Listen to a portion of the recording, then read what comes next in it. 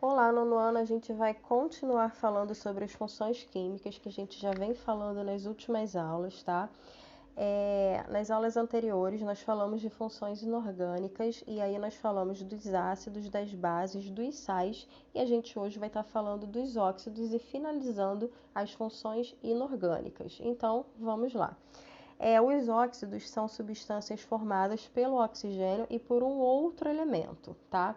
Só que certos tipos de óxidos, eles são formados pela ligação covalente entre um não metal e o oxigênio, tá? E aí a gente vai estar chamando eles de óxidos moleculares, ok?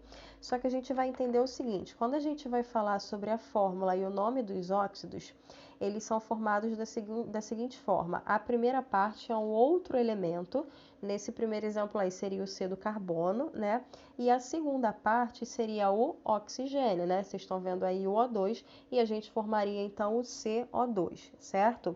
E aí o nome dos óxidos geralmente vai obedecer à seguinte regra. Você vai colocar óxido de e aí você coloca o nome do elemento, tá? Só que em alguns casos, né, em especial os óxidos moleculares, que é esse que a gente está vendo aí, a gente vai estar acrescentando prefixos numéricos para estar quantificando o número de átomos do elemento da primeira parte da fórmula, tá? Então, o que vai acontecer aí? Repara que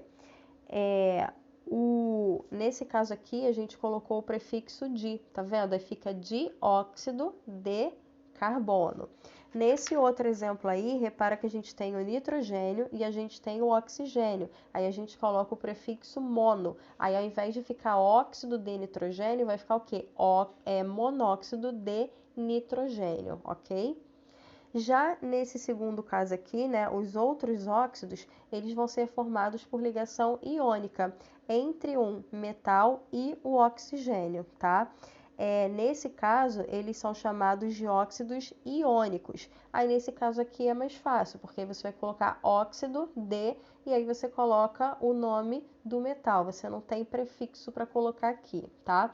E aí, nesse caso, no primeiro exemplo, vai ficar óxido de ferro e no segundo exemplo vai ficar óxido de alumínio, ok?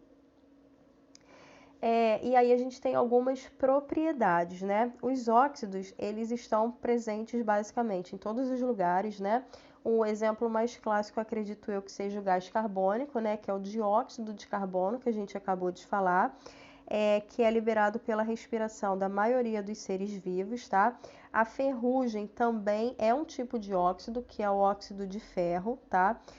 Muitos gases poluentes são óxidos, como é o caso do monóxido de carbono, o dióxido de enxofre, o monóxido de nitrogênio, tá? E a própria água, né? Ela pode ser considerada, a fórmula da água qual é? H2O. Então, ela seria um óxido de hidrogênio, tá?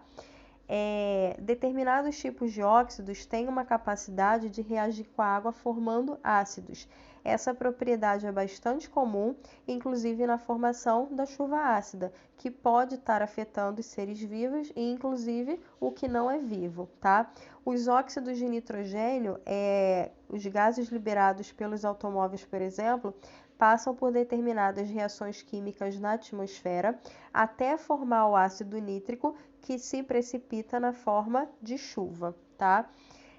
Outro poluente atmosférico que pode produzir a chuva ácida é o dióxido de enxofre, tá? Que é um subproduto da queima dos combustíveis fósseis. Esse gás ele participa das reações químicas na atmosfera, produzindo um ácido sulfúrico, que ataca os materiais, especialmente mármores e metais, e pode provocar a queda de flores e também de folhas, tá? E quando a gente fala dos óxidos, eles são muito importantes porque eles têm uma importância biológica, uma importância industrial e também uma importância ambiental, tá? Eles estão presentes, por exemplo, no cal virgem, na água oxigenada, nos silicatos e eles são usados na fabricação de vidro, tá? E utilizados também no revestimento de metais para que eles não venham a enferrujar e em vários outros produtos, ok? A gente hoje fecha as funções inorgânicas aqui.